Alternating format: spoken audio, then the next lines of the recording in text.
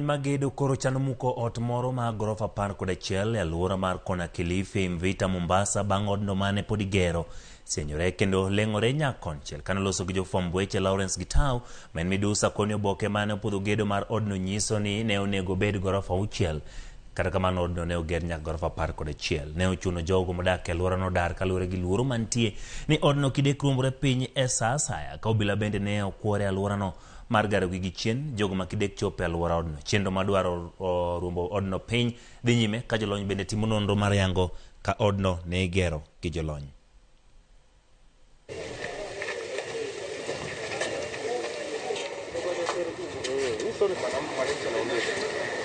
We've seen the dangers that are posed by the building. It's in the process of collapse.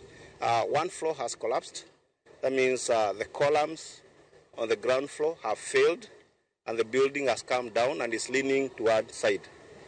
So it continues to pose danger to the public and it needs to be brought down. This we've agreed with the county government and with the developer. Sababu itachukua muda ili tuweze kulileta hili jengo chini, tungewasihi kwamba tafadhali muweze kutupa muda, muwe na supra ili tuweze kuhakikisha kwamba jengo hili limekuja chini na pia tumeweza kuondoa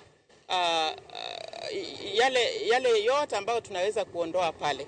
Tusije kukimbia pale tukitafuta chuma na mambo mengine. Ilikana pamoja county government na national government na other private sector.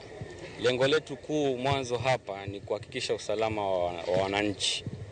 Alafu baadaye na expert tuko hapa tutafanya uchunguzi, tujadiliane, alafu tutaweza kuwapa maelezo kamili.